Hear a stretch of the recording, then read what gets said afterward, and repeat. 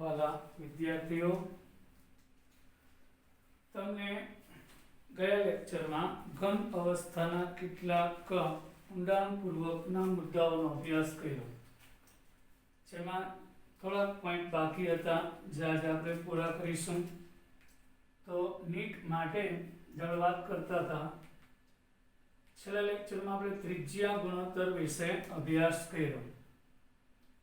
ધન આયનની ત્રિજ્યા અને ઋણ આયનની ત્રિજ્યાનો ગુણોત્તર. આપણે ત્રિજ્યા ગુણોત્તરનો દાખલો લઈએ. એક સ્ફટિક AB પ્રકારનો છે. AB એક સંયોજન છે, સ્ફટિક છે. સ્ફટિકમાં ઘન પદાર્થ છે. એનું બંધારણ NaCl જેવું છે, એટલે દેખીતી વાત છે FCC હશે. જેમાં ધન આયનની ત્રિજ્યા 100 પાઇકોમીટર હોય તો ઋણ આયનની ત્રિજ્યા મહત્તમ કેટલી હશે, મેક્સિમમ ત્રિજ્યા કેટલી હશે? આ બહુ મસ્ત દાખલો છે. હવે NaCl નો સ્ફટિક જેવું બંધારણ હોય એટલે દેખીતી વાત છે તેનો સંવર્ગ આંક 6 છે. તો આપણે ગયા પીરિયડમાં ત્રિજ્યા ગુણોત્તર જોઈ ગયા. જ્યારે ત્રિજ્યા ગુણોત્તર 0.414 થી 0.732 ની વચ્ચે હોય તો તેનો સંવર્ગાંક 6 હોય છે. તો હવે 0.414 ક્યારે આવે? આની લોઅર લિમિટ છે. 0.732 એની હાયર લિમિટ છે. 0.732 ક્યારે આવે? જ્યારે ઋણ આયન નાનો હોય, અંશ કરતા એટલે વેલ્યુ મોટી આવે, ભાગાકાર. તો આપણે ઋણ આયન નાનો હશે, આપણે ઋણ આયન મોટો લેવો છે. તો ઋણ આયન મોટો હોય તો આ ઋણ આયન મોટો હોય તો આ વેલ્યુ 0.414 ક્યારે આવે? બહુ દેખીતી. આ બેનો ભાગાકાર 0.414 ક્યારે આવે? જ્યારે r પ્લસ કરતા r માઈનસ મોટો જ છે પણ આની સાપેક્ષમાં નાનો હોય ત્યારે આ ગુણોત્તર આવે ત્યારે આ અહીંયા r ની વેલ્યુ નાની હોય એટલે આ 0.732 આવે. અહીંયા r માઈનસ મોટો હોય ત્યારે આ ગુણોત્તર નાનો થાય એટલે મહત્તમ ઋણ આયન ની ત્રિજ્યા એટલે 0.414 લેવાનું, એટલે 0.414 લોઅર લિમિટ લીધી. હવે 100 ના છેદમાં r માઈનસ એટલે 0.414, તો r માઈનસ બરાબર 0.414 ના છેદમાં એટલે 100 ના છેદમાં 0.414 એટલે 241.54 પાઇકોમીટર થશે. હવે જો Br માઈનસ ની ત્રિજ્યા, બ્રોમાઇડ આયનની ત્રિજ્યા 0.182 નેનોમીટર છે તો ધન આયનનું કદ મહત્તમ કેટલું હોવું જોઈએ? જેથી અષ્ટફલક એટલે કે ધન આયનનું કદ, ધન આયનની મહત્તમ ત્રિજ્યા કેટલી હોવી જોઈએ? તો એ સમચતુષ્ફલક છિદ્રમાં બંધ બેસતો ગોઠવાઈ જાય. બહુ દેખીતી વાત છે. સમચતુષ્ફલક છિદ્ર એટલે એનો સંવર્ગાંક 4 થાય એટલે ત્રિજ્યા ગુણોત્તર 0.225 થી 0.414 ની વચ્ચે હોવો જોઈએ. હવે ખાસ ધ્યાન આપજો. તો બંધ બેસતો ગોઠવાય એટલે કે એક ધન આયન 4 ઋણ આયનથી ઘેરાયેલો હોય તો એકદમ ફિક્સ ક્યારે ગોઠવાય? ચતુષ્ફલક છિદ્રમાં. તો કે આ ગુણોત્તર મેક્સિમમ હોય ત્યારે એટલે 0.414 લેવાનું.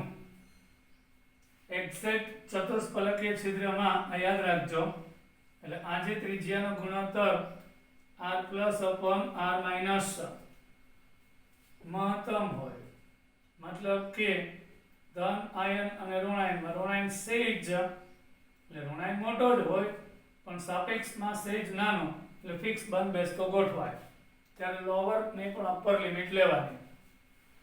હવે 0.414 ગુણ્યા r માઈનસ કરો એટલે 0.0753 થશે.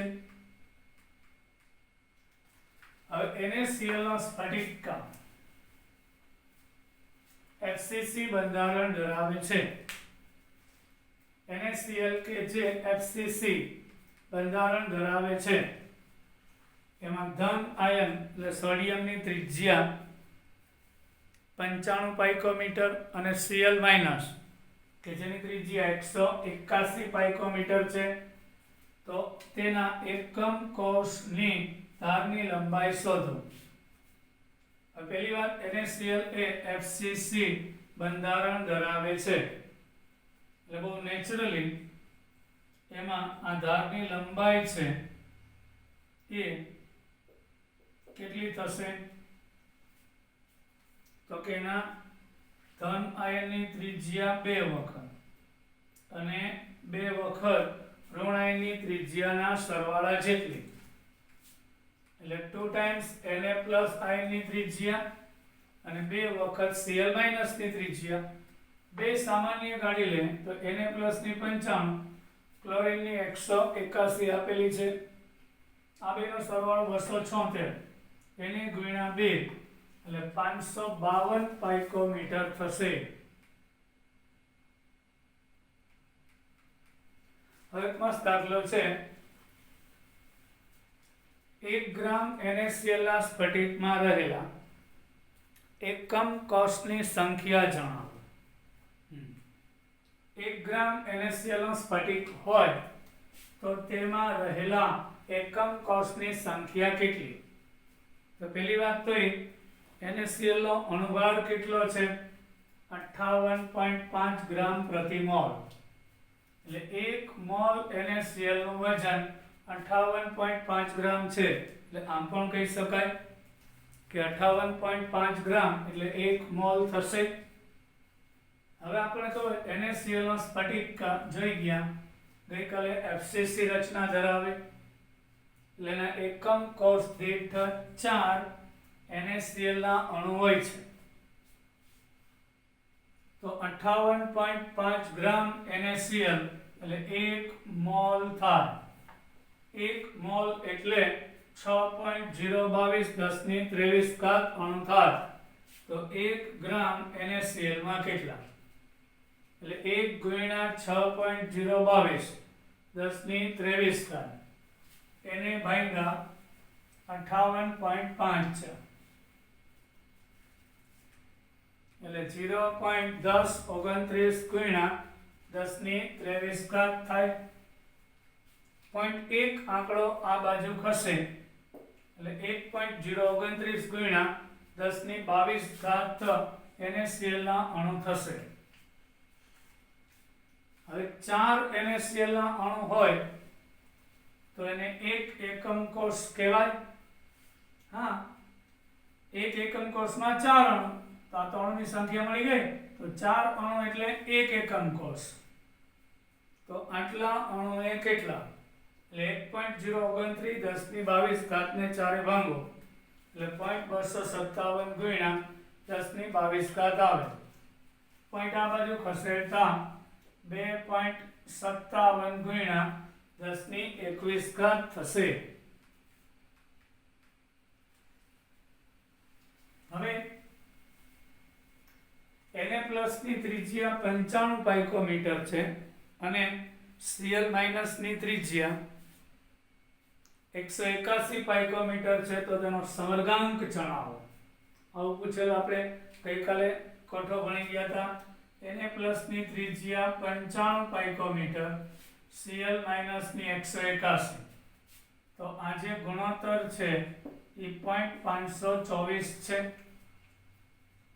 એટલે આ ગુણોત્તર 0.414 થી 0.732 ની વચ્ચે આવે છે માટેનો સમર્ગાંક 6 થશે.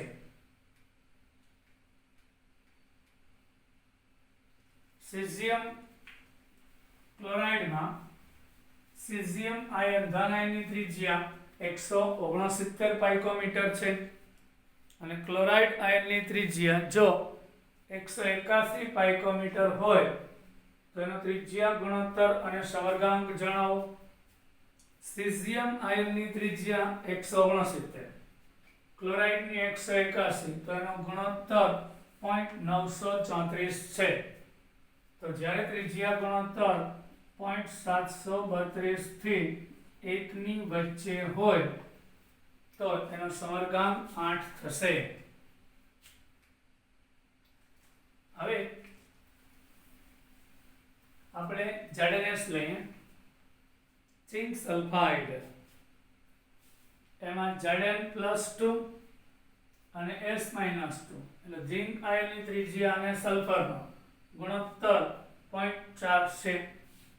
એટલે 0.400 એટલે 0.225 થી 0.414 ની વચ્ચે આવી ગયો એટલે સમરગાંક 4 થાય.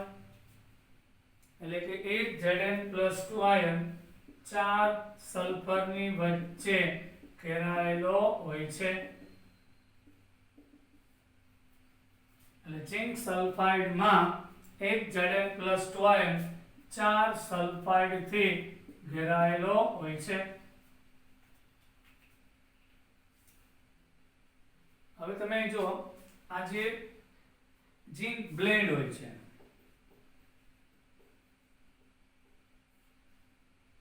ઝિંક બ્લેન્ડની અંદર બધા જ સલ્ફર FCC રચના ધરાવે એટલે આઠેય ખૂણા ઉપર ને 6 ફલકના કેન્દ્રમાં. અને ધન આયન Zn+2 હોય એ ચતુષ્ફલકીય છિદ્ર પણ એકાંતરે અહીંયા હોય તો પાછળમાં ન હોય, અહીંયા હોય તો અહીં ન હોય, પછી અહીંયા હશે, અહીં ન હોય તો અહીંયા હશે, અહીં ન હોય તો પાછળ હશે. આવા એકાંતરે હોય છે. એટલે ZnS નું બંધારણ ગુથઝાઇટ ઝિંક બ્લેન્ડ નું કાયદેસર હીરા જેવું છે. હવે આપણે વાત કરીએ સ્ફટિકના બંધારણ પર તાપમાન અને દબાણની અસર.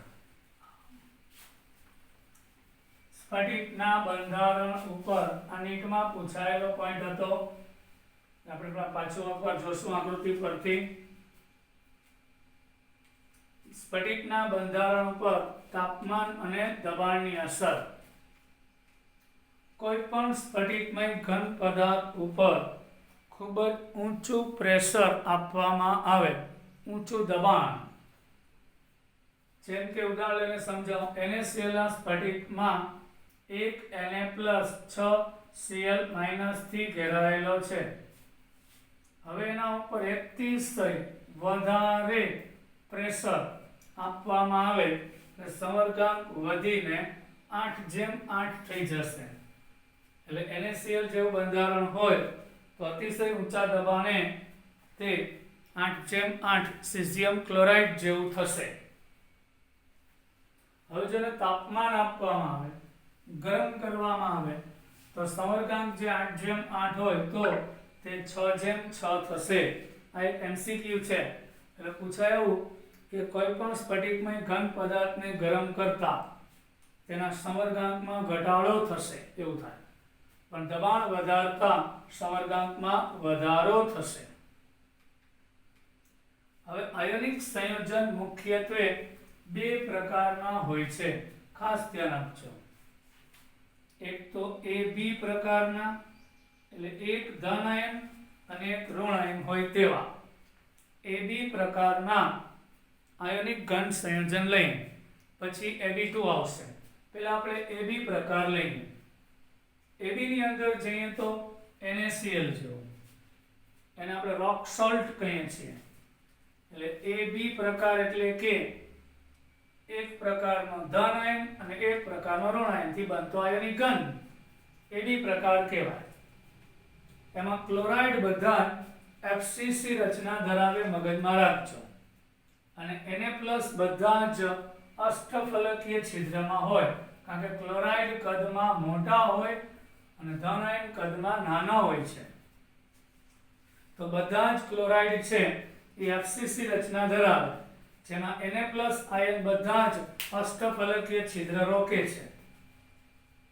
હવે આના જેવું બંધારણ lithium halide, sodium halide, X એટલે ખબર છે બધાને, fluorine, chlorine, bromine, iodine, rubidium halide, silver fluoride, silver bromide, ammonium chloride, yes ionic ઘન છે, ammonium bromide, magnesium oxide, calcium oxide અને ફેરસ ઓક્સાઇડ, આ બધામાં એક ધન આયન અને એક ઋણ આયન છે.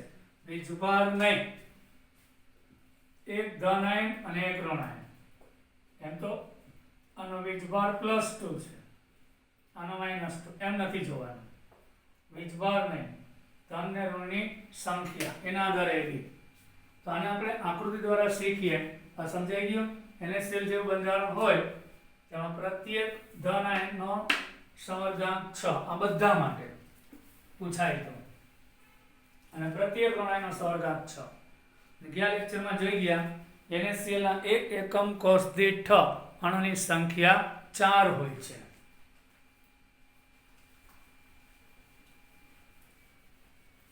તો આપણે વાત કરીએ NaCl જેવું બંધારણ.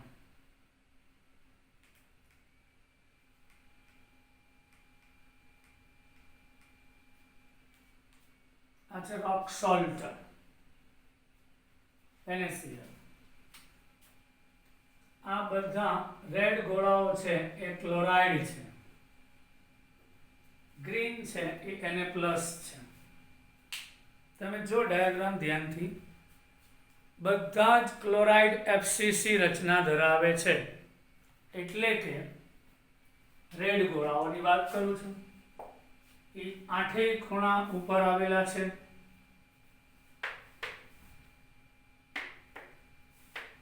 અને 6 ફલકના કેન્દ્ર ઉપર, એટલે તે FCC રચના ધરાવે. Na+ બધાય ધાર ઉપર અને સમઘનના કેન્દ્રમાં. આ સમઘનનું કેન્દ્ર એટલે અષ્ટફલકીય છિદ્ર છે, 1 2 3 4 5 અને 6. પછી આ એટલે બતાવ્યું છે છોકરાઓ કે આ જે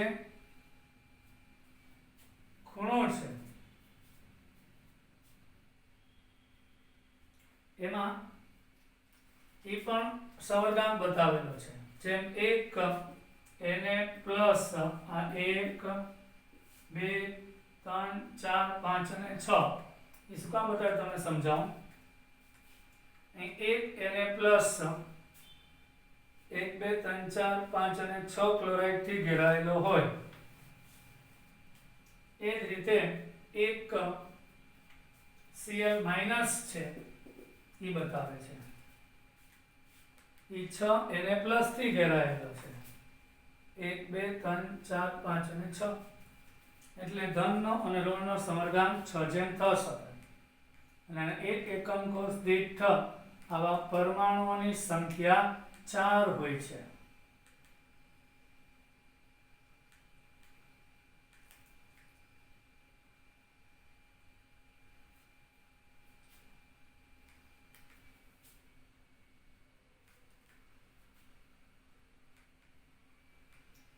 હવે આપણે પહોંચ્યા NaCl પછી સીઝિયમ ક્લોરાઇડ પ્રકારનું બંધારણ. સીઝિયમ ક્લોરાઇડ પણ AB જ થાય. એમાં એક ધન આયન એક ઋણ આયન છે. અહીં ક્લોરાઇડ આયન બધા સમઘનના ખૂણા ઉપર છે, જ્યારે સીઝિયમ છે એ સમઘનના કેન્દ્રમાં હોય છે. બધા જ ક્લોરાઇડ આયન એ સમઘનના, યાદ રાખજો, ખૂણા ઉપર હોય છે, અને સીઝિયમ આયન એ સમઘનના કેન્દ્રમાં હોય છે. તો caesium chloride, caesium bromide, caesium iodide, thallium chloride, thallium bromide, thallium iodide, thallium cyanide, આ બધામાં સમર્ગાંક 8 જેમ 8. એટલે એક ધન આયનની આસપાસ 8 ઋણ આયન અને એક ઋણ આયનની આસપાસ 8 ધન આયન. આપણે જોશું એકમ કોષ દીઠ અણુ 1 થાય. કેમ? 8 ખૂણાના ક્લોરાઇડ થઈને એક ક્લોરાઇડ, કેન્દ્રનો 1, એટલે એક ધન ને એક ઋણ, એટલે અણુ 1 થશે.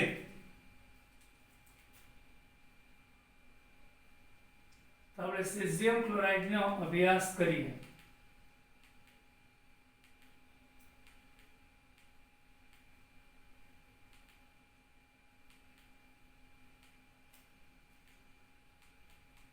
આ છે સીઝિયમ ક્લોરાઇડ. એમાં જે ગ્રીન ગોળો છે એ બધા ક્લોરાઇડ છે, એ સમઘનના ખૂણા ઉપર, અને જે બ્લુ ગોળો છે સીઝિયમ પ્લસ એ સમઘનના કેન્દ્રમાં. હવે આની વાત કરીએ એટલે અહીંયા સીઝિયમનો સમરગામ 8 થાય એટલે એક સીઝિયમ 8 ક્લોરાઇડ થી ઘેરાયેલો છે. હવે આ ક્લોરાઇડ લઈને તો એની આગળ અહીંયા સીઝિયમ હશે, આ રીતે અહીંયા સીઝિયમ હશે આના પછીના બોક્સમાં, કારણ કે આ ખૂણો જે 8 એકમ કોષનો સહિયારો હોય તો 8 એકમ કોષના સીઝિયમ આને લાગુ પડે, 4 ઉપર તરફ અને 4 નીચે તરફ. અહીંયા આગળ જે ક્લોરાઇડ છે એ ખૂણા ઉપરનો છે, તો ખૂણો છે 8 એકમ કોષનો સહિયારો હોય તો આ ક્લોરાઇડ છે એ આના સીઝિયમ સાથે કોન્ટેક્ટમાં, આના પછીનો જે એકમ કોષ હોય એટલે બીજો, આ સાઈડ હશે એ ત્રીજો, એની આગળ હશે એ ચોથો અને 4 નીચે. તો એ ચારેયમાં એક સીઝિયમ હોય એટલે 4 ઉપર અને 4 નીચે એટલે ટોટલ 8. એટલે એમાં સીઝિયમનો સમરગામ ગાંઠ અને ક્લોરાઇડ આયનનો પણ, એટલે ટૂંકમાં અહીંયા જે રીતે સીઝિયમ 8 ક્લોરીન થી ઘેરાયેલો છે એ એક ક્લોરાઇડ 8 સીઝિયમ થી ઘેરાયેલો હોય છે. એટલે સમરગામ ધન ને ઋણનો 8:8 થશે.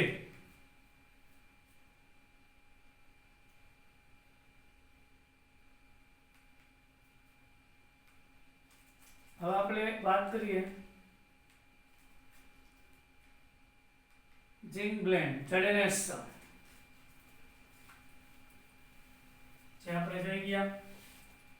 ZnS નું બંધારણ, ZnS છે ને એના બે સ્વરૂપ છે, એક તો ઝિંક બ્લેન્ડ અને બીજો વોર્ટઝાઇટ. એ વોર્ટઝાઇટ પછી જોશું, પહેલા આપણે ઝિંક બ્લેન્ડ જોઈએ. તો બધા જ સલ્ફાઇડ આયન FCC રચના ધરાવે છે, જ્યારે Zn+2 આયન બધા ચતુષ્ફલકીય છિદ્રમાં છે, પણ બધાને એકાંતરે ચતુષ્ફલક છિદ્રમાં હોય છે. તો ZnS જેવું બંધારણ cuprous chloride, cuprous bromide, cuprous iodide, silver iodide અને બેરિયમ સલ્ફાઇડમાં આવું બંધારણ જોવા મળે. એક ઝિંક 4 સલ્ફર થી ઘેરાયેલો હોય અને એક સલ્ફર 4 ઝિંક થી ઘેરાયેલો હોય છે. એક Zn+2 આયન 4 સલ્ફાઇડ થી ઘેરાયેલો હોય છે.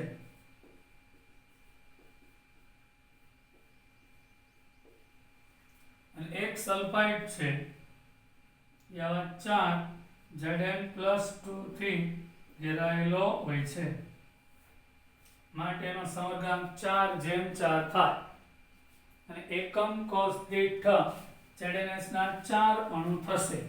એ આપણે જોઈએ. પાછું એકવાર ZnS છે એના પણ બે સ્ફટિક સ્વરૂપ હોય, જેમ કે જમીનમાંથી મળતો સલ્ફર રોમ્બિક હોય કે મોનોક્લિનિક હોય, એટલે ઝિંક સલ્ફાઇડ પણ બે ટાઈપના હોય છે અને બેના સ્ટ્રક્ચર જુદા જુદા છે. હું જ્યારે ZnS ઝિંક બ્લેન્ડ કહું તેમાં સલ્ફાઇડ બધા FCC રચના ધરાવે અને Zn+2 એના ચતુષ્ફલકીય છિદ્રમાં પણ એકાંતરે હોય છે. એ તમને બતાવું.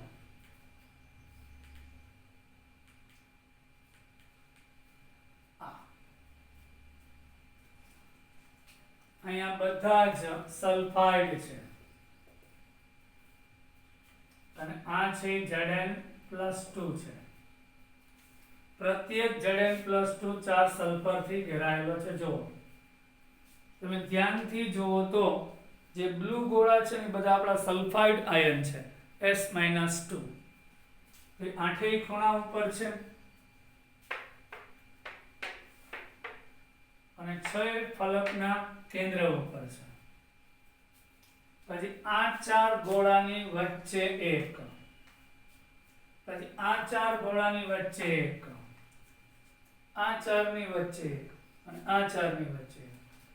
પણ આવા તો આમાં ચતુષ્ફલકીય છિદ્ર 8 હોય, તો 8 માંથી 4 જ જગ્યા લે, 4 ઝિંક આખે આખા થઈ ગયા. એક એકમ કોષમાં 4 Zn+2. હવે સલ્ફર ગણો, ખૂણાના કારણે 1/8 વખત લે, ફલકને કારણે અડધા અડધા 6 એટલે 3 એટલે 4 સલ્ફાઇડ આયન થયા અને 4 ઝિંક થયા એટલે 1 એકમ કોષમાં ઝિંક બ્લેન્ડમાં 4 ZnS ના અણુ હોય છે। બીજો ડાયાગ્રામ એને લઈએ તો આ રીતે વધારે સ્પષ્ટ, આ પણ ઝિંક બ્લેન્ડ છે, ઝિંક બ્લેન્ડ। એમાં જે ગ્રીન ગોળાઓ છે એ બધા સલ્ફાઇડ છે, જો 8 ખૂણા ઉપર અને 6 ફલકના કેન્દ્ર ઉપર અને 4 ની વચ્ચે ઝિંક, આ 4 ની વચ્ચે, આ 4 ની વચ્ચે એટલે એકાંતરે, અહીંયા હોય પાછળ ન હોય, અહીંયા હોય આગળ ન હોય, એટલે એકાંતરે એટલે 8 ચતુષ્ફલક છિદ્ર હોય ને આવા એકમ કોષની અંદરના, તેમાંથી 4 ભરાય 4 ના ભરાય એટલે 4 ઝિંક આખા અને 4 સલ્ફર આખા એટલે એક એકમ કોષમાં 4 ZnS ના અણુ થશે।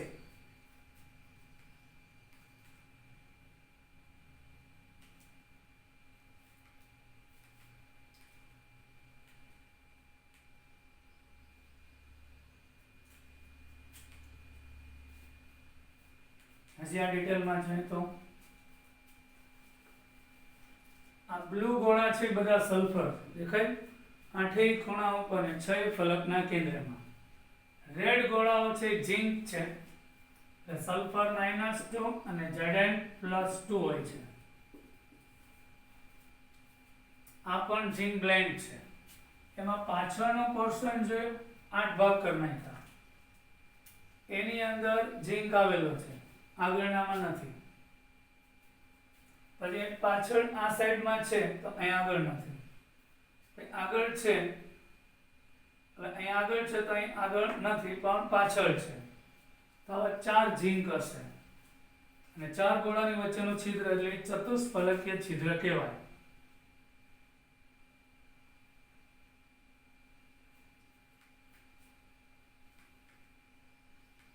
હવે આપણે વાત કરીએ એટલે એકમ કોષ દીઠ અણુ કેટલા થયા છોકરાઓ 4। હવે આપણે પૂછ્યા AB2 પ્રકાર, AB2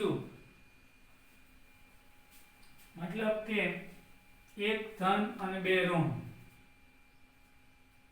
અને કાં 2 ધન અને 1 ઋણ એટલે AB2 માં 2 આવશે, ફ્લોરાઇડ ટાઈપનું અને એન્ટી ફ્લોરાઇડ, CaF2 ને આપણે ફ્લોરાઇડ કહેશું, કેલ્શિયમ ફ્લોરાઇડ અથવા તો ખાલી ફ્લોરાઇડ કહેવામાં આવે છે। CCP રચનામાં કેલ્શિયમ+2 અને બધા જ ચતુષ્ફલકીય છિદ્રમાં ફ્લોરાઇડ હોય છે। CCP મતલબ કે FCC, તો આના અહીં તમે જો ધન આયન 1 છે પણ ઋણ આયન 2 છે એટલે એને AB2 પ્રકારનો આયોનિક ઘન કીધો। તો આના જેવું જ બંધારણ કેલ્શિયમ ફ્લોરાઇડ જેવું barium fluoride, barium chloride, strontium fluoride, strontium chloride, cadmium fluoride અને લેડ ફ્લોરાઇડમાં હોય છે। તો અહીંયા કેલ્શિયમ+2 નો સમરગામ 8 અને ફ્લોરાઇડનો 4 હોય છે અને એકમ કોષ દીઠ અણુ 4 થશે એ આપણે આકૃતિ દ્વારા શીખીએ। તો કેલ્શિયમ ફ્લોરાઇડ નું બંધારણ જોઈએ,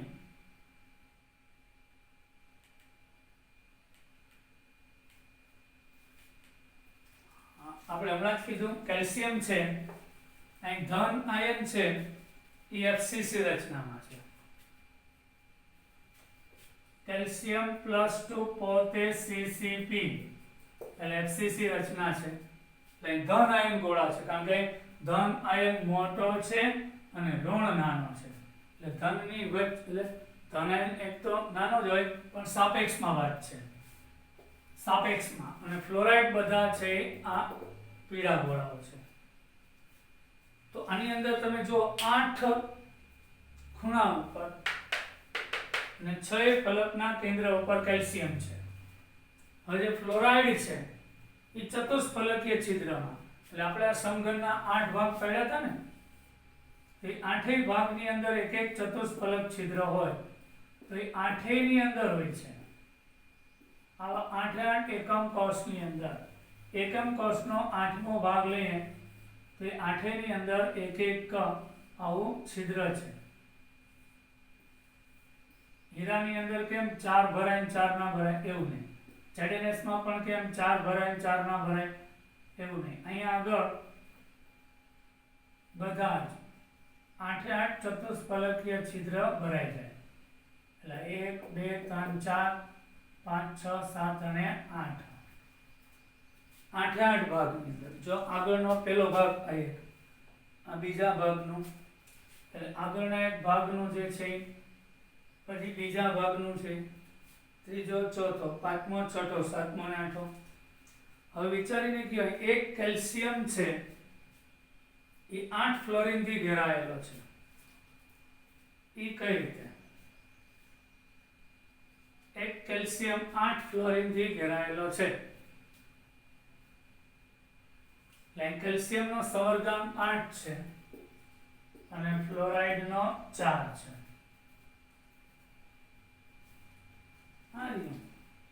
આ ફ્લોરાઇડ છે ચતુષ્ફલક છિદ્રમાં છે, એટલે 1 2 3 અને 4 ને સીધો ટચ કરશે. 1 2 3 ને 4 એટલે સવર્ગાંક 4 થયો. કેલ્શિયમ નો 8 થશે. આ કેલ્શિયમ છે તો 1 2 3 અને 4 ઉપર અને 4 નીચે માટેનો સવર્ગાંક 8 થાય છે. એટલે પ્રત્યેક કેલ્શિયમ, આ વધારે તમને સમજાશે. આ જુઓ, આ કેલ્શિયમ લઈએ તો 1 2 3 અને 4 નીચે આવ્યા, આવા 4 ઉપર હશે. એક ફ્લોરિન 4 કેલ્શિયમ થી ઘેરાયેલો છે એટલે એનો સવર્ગાંક 4. તો એક કેલ્શિયમ છે એ આ 1 2 આ દેખાય, આ 2 આ 2 4 અને આવા 4 ઉપરના એકમ કોષના હોય એટલે ટોટલ 8 થશે. 8 ભાગ પાછો મૂકી દો એટલે ખબર પડી જાય. એટલે કેલ્શિયમનો સવર્ગાંક 8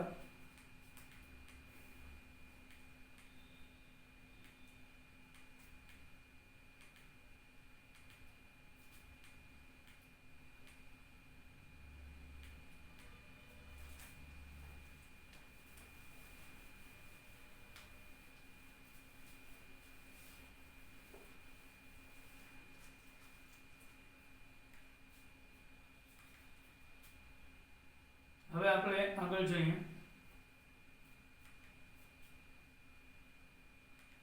એન્ટીફ્લોરાઇડ પૈસા ફ્લોરાઇડ કરતા ઊંધું બંધારણ, એટલે અહીંયા 1 ધન અને 2 ઋણ હતા. હવે 2 ધન અને 1 ઋણ એટલે N2O પ્રકાર સોડિયમ ઓક્સાઇડ.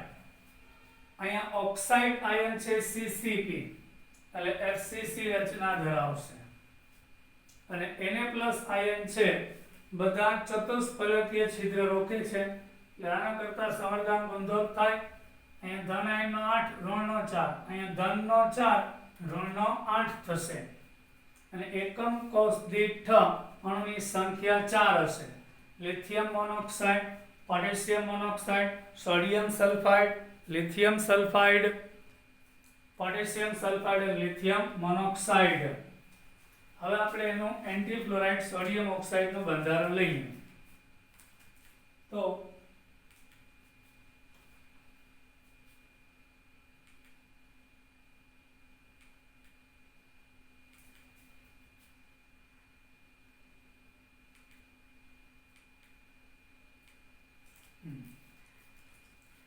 Na2O. અહીંયા આગળ ઓક્સાઇડ બધાય છે એ CCP રચના ધરાવે છે. બતાવો એક્ઝેક્ટ ટર્મ.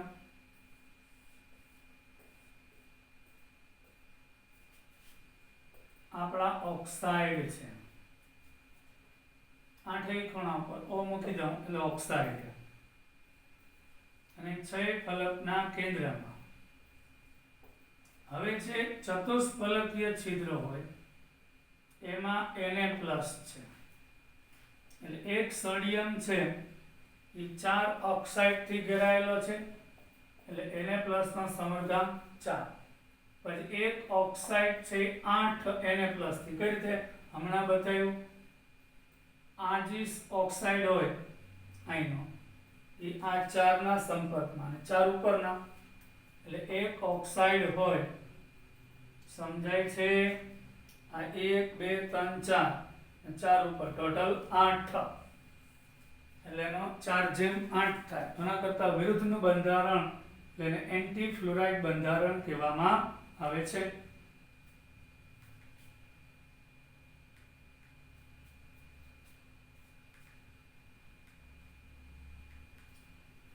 હવે Fe3O4 મતલબ ફેરસોફેરિક ઓક્સાઇડ છે, એના બંધારણની અંદર આપણે અભ્યાસ કરીએ. ફેરસોફેરિક ઓક્સાઇડમાં તો બધા ઓક્સાઇડ FCC રચના ધરાવે છે, જ્યારે Fe+2 આયન અષ્ટફલકીય છિદ્રમાં અને Fe+3 આયન સમાન રીતે ચતુષ્ફલક અને અષ્ટફલકીય છિદ્રમાં સમાન રીતે આવેલા હોય છે. તો આપણે ઓક્સાઇડ આયન એકમ કોષ દીઠ 4 થશે. બધા જ ઓક્સાઇડ સમઘનના ખૂણા ઉપર અને 6 ફલકના કેન્દ્ર ઉપર, એટલે દેખીતી વાત છે 4 થશે.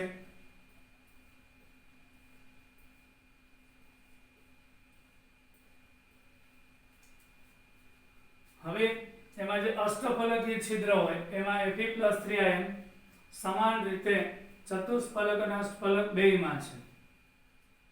ધારો કે ઓક્સાઇડના એકમ કોષ દીઠ ગોળા 4 છે, એટલે ચતુષ્ફલક છિદ્ર ડબલ 8 હોય, અષ્ટફલક છિદ્ર ગોળા જેટલા 4 હોય.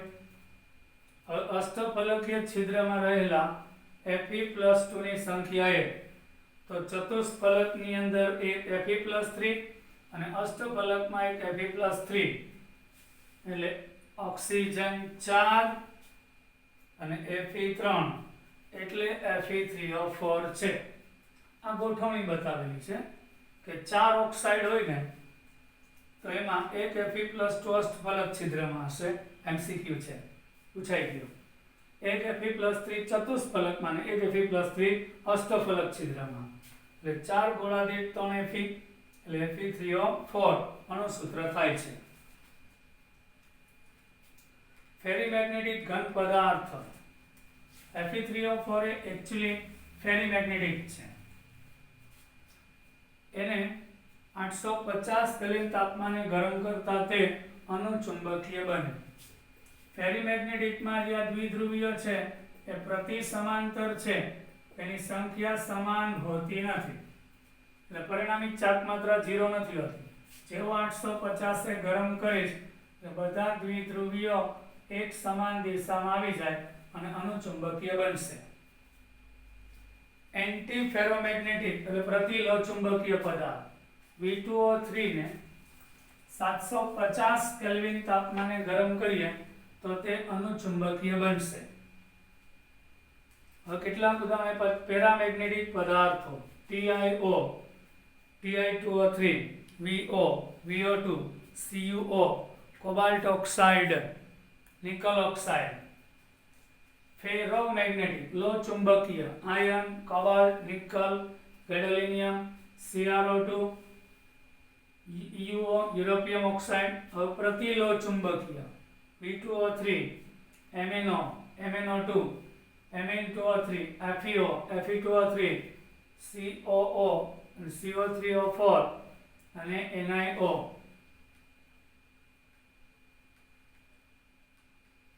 હવે ફેરીમેગ્નેટિક પદાર્થો Fe3O4 એટલે ફેરસોફેરિક ઓક્સાઇડ. પછી Fe2O4 ભેગું ઝીંક હોય ને અને ઝીંક ફેરાઇટ વંચાય. આ મેગ્નેશિયમ ફેરાઇટ અને કોપર ફેરાઇટ વંચાય. ડાયામેગ્નેટિક પ્રતિચુંબકીય vanadium pentoxide, TiO2, zinc oxide, benzene, NaCl, આ બધા જ ડાયામેગ્નેટિક પ્રતિચુંબકીય છે.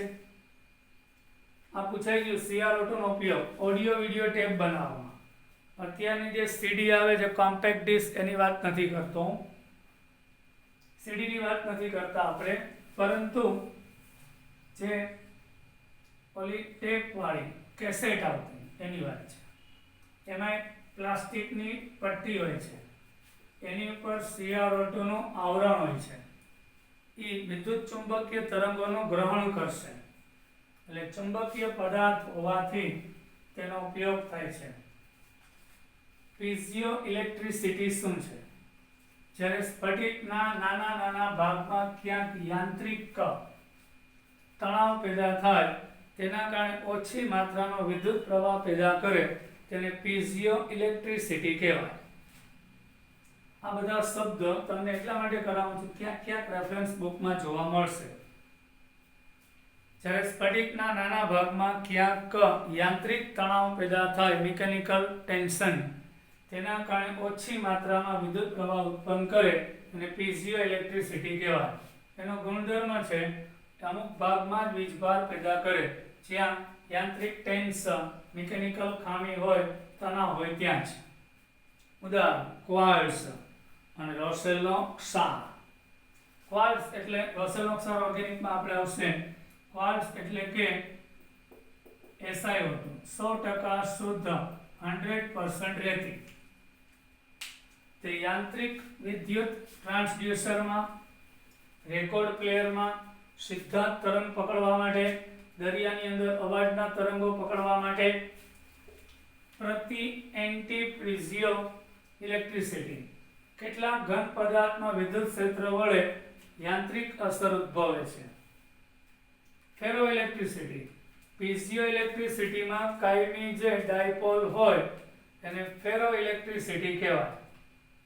એના ઉદાહરણો આવશે બેરિયમ ટાઇટેનેટ, પોટેશિયમ ડાયહાઇડ્રોજન ફોસ્ફેટ, રોસેલનો ક્ષાર.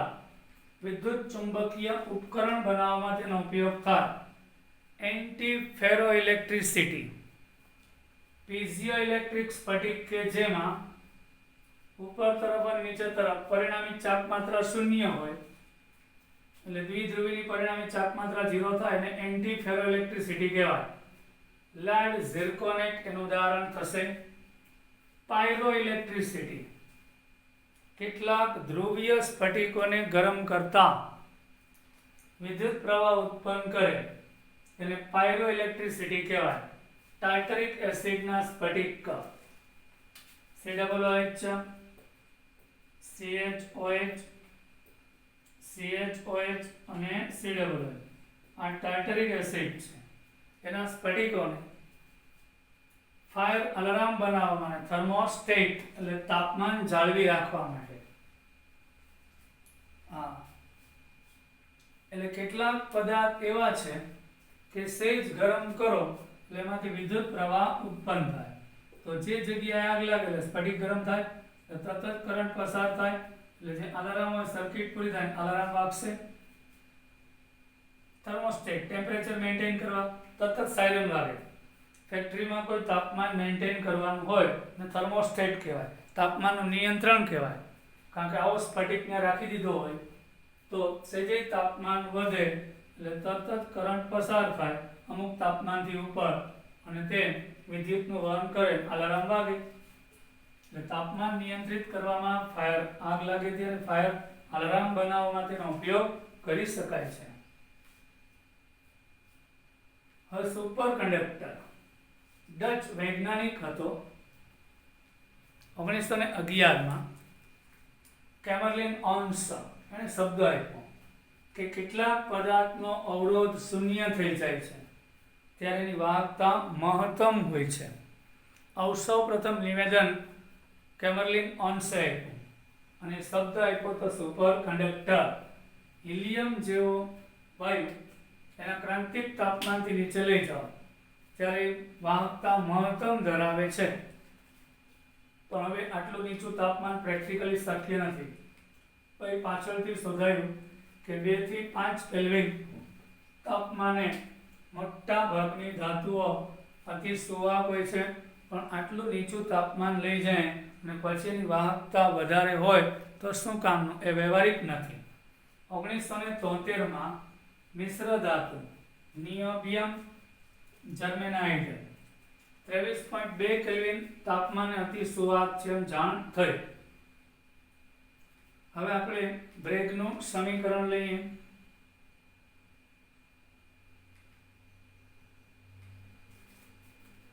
સ્ટુડન્ટ, બ્રેગનું સમીકરણ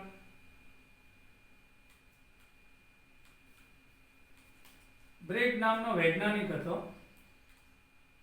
એણે સ્ફટિકના બે સ્તર વચ્ચેનું અંતર માપવા માટેનું સમીકરણ રજૂ કર્યું. તેને બ્રેગનું સમીકરણ કહેવાય છે. આ સ્ફટિકના સ્તર છે. આ એમાં રહેલા લેટાઈસ બિંદુઓ છે.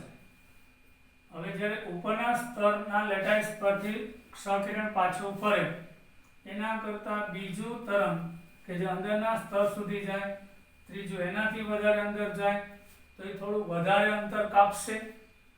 તો પહેલા તરંગ કરતાં હવે તરંગનો આપાત કોણ થીટા છે. તો પહેલા તરંગે કાપેલા અંતર કરતાં બીજા તરંગે કાપેલું અંતર બે વખત એટલે આટલો ભાગ સમાન લઈ શકાય.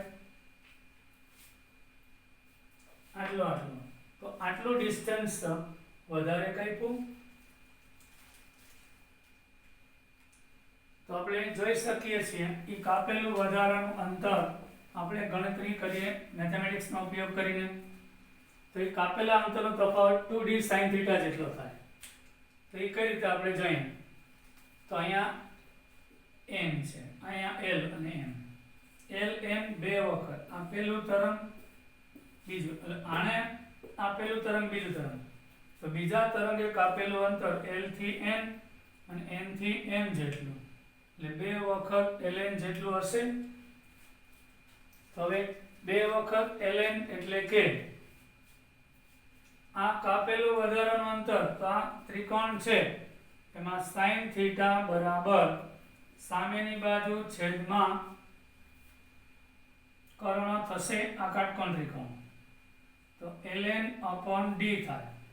તો ln બરાબર d sin θ થાય.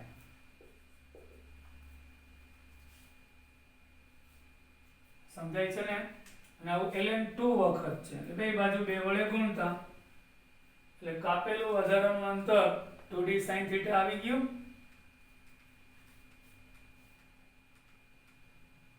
અને એ જે કાપેલું અંતર હોય ln આ વધારાનું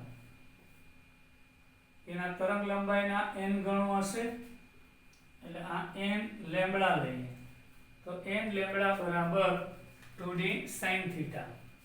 એના ઉપરથી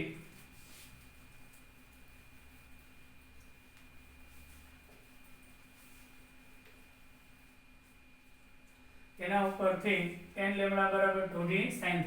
જ્યાં n શું છે એ કહું હું n બરાબર 1 કહું ને તો પહેલાને બીજા સ્તર વચ્ચેનું અંતર મળશે. n બરાબર 2 લઈશ ને તો પહેલા અને ત્રીજા સ્તર વચ્ચેનું અંતર મળશે.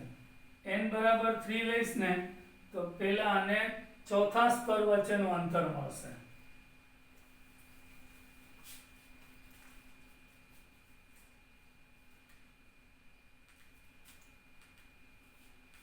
હવે તમને કહું પાછું એકવાર આપણે જોઈ લઈએ.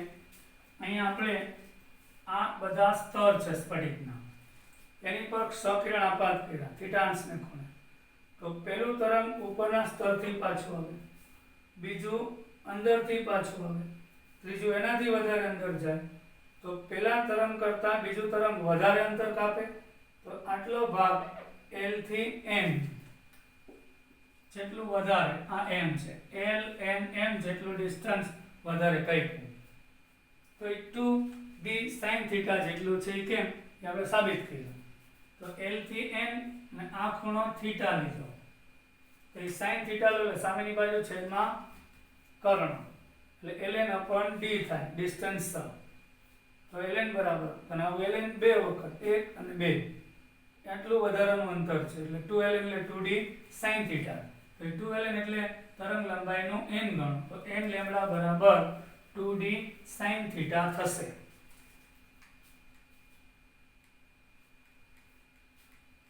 હવે એક સહકિરણી તરંગ લંબાઈ કે જે 1.54 એંગસ્ટ્રોમ છે, જે 22.5 અંશના ખૂણે આપાત કરવામાં આવે છે. તો n બરાબર 1 હોય તો બે સ્તર વચ્ચેનું અંતર જણાવો.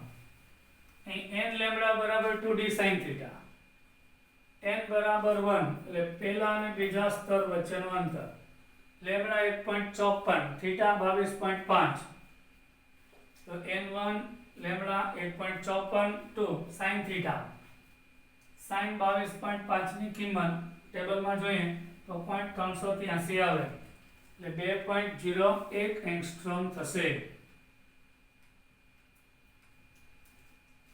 હવે આપણે આગળ આવી ગયું તો હમણાં છેલ્લો પોઈન્ટ, એટલે આપણે અહીંયા ઘન અવસ્થાનું નીટ પૂરું થાય છે. મેં કીધું ઝિંક સલ્ફાઇડના બે સ્વરૂપો હતા, એક ઝિંક બ્લેન્ડ અને વુડ્ઝાઇટ. વુડ્ઝાઇટમાં સલ્ફાઇડ આયન છે એ હેક્સાગોનલ ક્લોસ્પેગ રચે છે અને Zn+2 અડધા ચતુષ્ફલકીય છિદ્રમાં હોય અને સમર્ગાંક તો 4:4 જ રહેશે. તો વુડ્ઝાઇટ જેવું બંધારણ કોનું? ઝિંક ઓક્સાઇડનું, સિલ્વર આયોડાઇડનું અને સિલિકોન કાર્બાઇડનું. એટલે આમાં રહેલા જે ઋણાયન છે એ હેક્સાગોનલ ક્લોસ્પેગ હોય, ધન આયન છે એ ચતુષ્ફલકીય છિદ્રમાં હોય છે.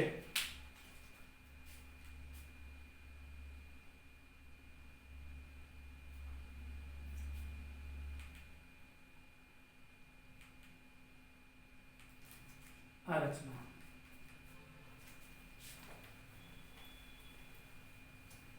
તમે જો આ બધા બ્લુ ગોળા છે એ આપણા સલ્ફાઇડ છે.